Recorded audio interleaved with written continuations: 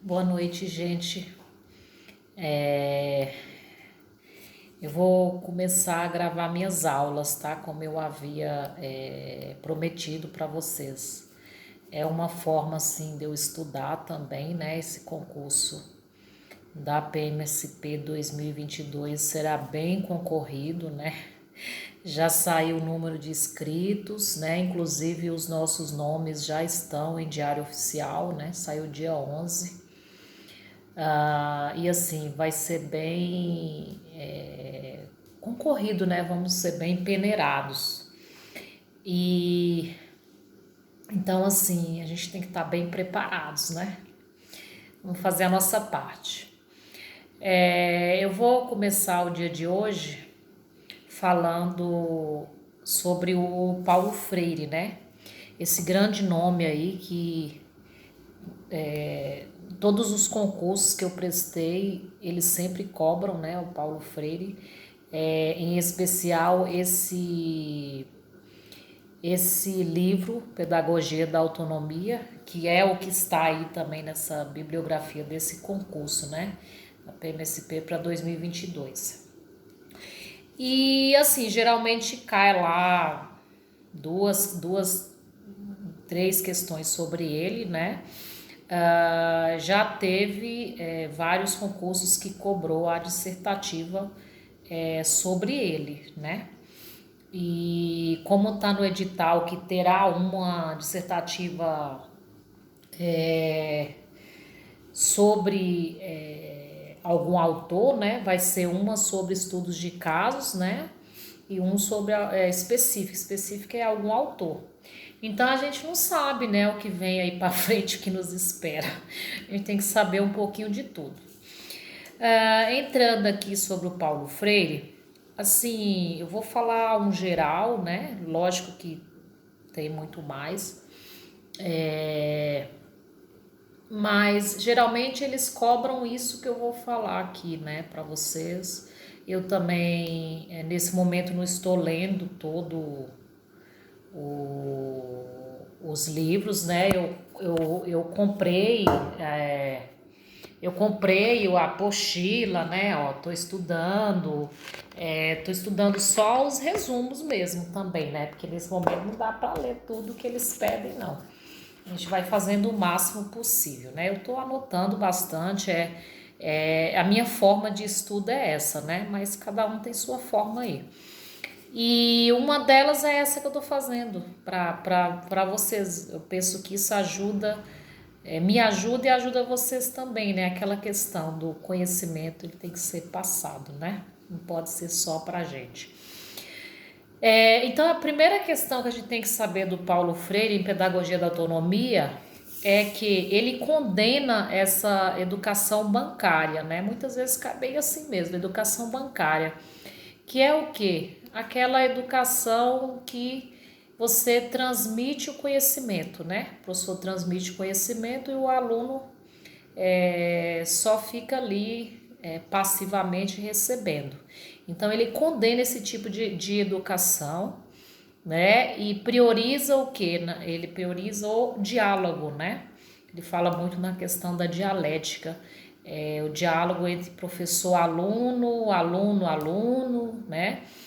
O diálogo no geral. Reflexão sobre formar um indivíduo crítico, né? É aquela questão que está na base lá do currículo. Formar o indivíduo integral, né? Integral. E não somente na questão pedagógica, mas também, como diz, integralmente. A questão emocional, a questão psíquica, no geral, né? Integralmente. A educação, ele diz que a educação não é neutra, né? Tudo que eu tô tirando é do resumo do livro dele, tá, gente? A educação não é neutra, é sempre um ato político, né? Aí que vem essa questão. Geralmente eles cobrem isso também, né? Que a educação é um ato político. Nós, seres humanos, somos, né? Políticos por natureza. Ele defende isso, né? Um ato político. Ensinar para ele, então, portanto, exige o quê? Exige primeiramente ser humano, né? Ser humano. Exige pesquisa, né? Ser um professor pesquisador, criticidade, né? Respeito, estética, ética, lembra da base lá, né? A base comum curricular, desculpa, na LDB, ética, estética e político, ética, estética. Então ele também defende isso. Exige metodologia, né? Metodologia ativa, né, gente? Metodologia ativa. Novidades, exige testemunho, exige reconhecimento cultural. Então, para ele ensinar é tudo isso, né? Você tem que estar sempre, como que fala, não é instigando, né? Mas você tem que estar sempre provocando o aluno para que ele seja pesquisador, para que ele seja um eterno estudante, né? Vamos dizer assim, crítico, né? Que tem essa criticidade aí. Para ele, o educador tem que ser democrático, crítico, criador, né? Criador, investigador,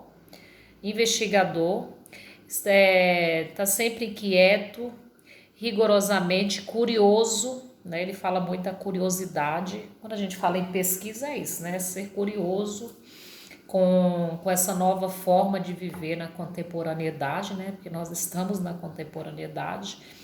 Ele fala também em ser humilde, tá, gente? Ensinar exige humildade, sim, né? É você reconhecer o outro, ter humildade com cada aluno ali individualmente, né? Um ser humano, como nós também somos. E persistência, né? Existe também a persistência, né? É tarefa do educador desafiar o educando. Ele usa muito essa palavra pro Paulo Freire, gente, uma dica, né, que eu tô fazendo um cursinho também de sábado, né? Então, assim, no livro do Paulo Freire, ele traz sempre o professor como educador e o aluno como educando. Então, quando a gente for falar do Paulo Freire, a gente usa essa expressão. Mas no currículo da cidade de São Paulo, eles tratam o aluno, em sua maioria, como estudante, tá? Não, eles não citam essa palavra aluno lá, estudantes, né? Estudantes. Desde 0 ano até o resto da vida. Então, usa estudante. Agora, se for direto do Paulo Freire, pode ser educando, né? Educando e educador. Tem que ser um professor formador, né? Um professor curioso, tem que trata da curiosidade também, né? Para ele, qual o primeiro saber docente? Que ensinar não é transferir conhecimento, mas criar possibilidades, né, ao aluno para a sua própria construção, né? Então você vai apenas mediar para que o aluno construa o seu conhecimento através do quê? Das pesquisas, através do diálogo com o seu próprio professor, né, que está ali mediando sempre o processo ensino e aprendizado, né? Então, o professor como mediador, né? Isso fala o currículo da cidade fala bastante nisso também. E ele também defende isso, Paulo Freire.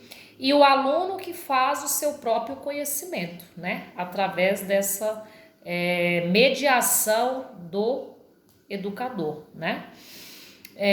Para ele, ensinar, portanto, exige respeito à curiosidade e ao gosto estético do educando, né? A educação parte por aí, né? Ela parte do educando e não como antes, mas né, naquela educação bancária que o aluno ficava lá, o professor aqui e a gente que era o detentor do conhecimento. Hoje não mais, né?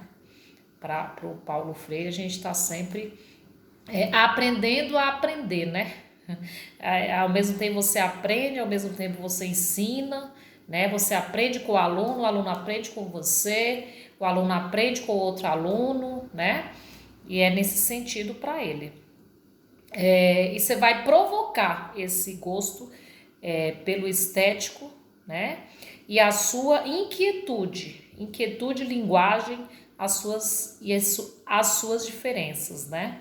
Então você vai sempre provocar esse aluno, né? Problematizar situações para que ele vá buscar o seu próprio conhecimento. E nesse processo de ensino e aprendizado, a gente também aprende, né? Porque nós temos que pesquisar, né? Veja só aí um exemplo clássico disso foi nessa pandemia aí, né? Quantos de nós tivemos que debruçar aí sobre a questão da internet? Eu falo por mim mesma. Como aqui nesse grupo tem a maioria são pessoas da minha família, sabem que eu sei o básico assim da internet. Eu tive que me debruçar, né, para aprender esses Google sala de aula da vida aí, né? E estamos aprendendo, né? Para o Paulo Freire é isso, um eterno aprendizado, né? A gente tem que provocar isso também no aluno, né?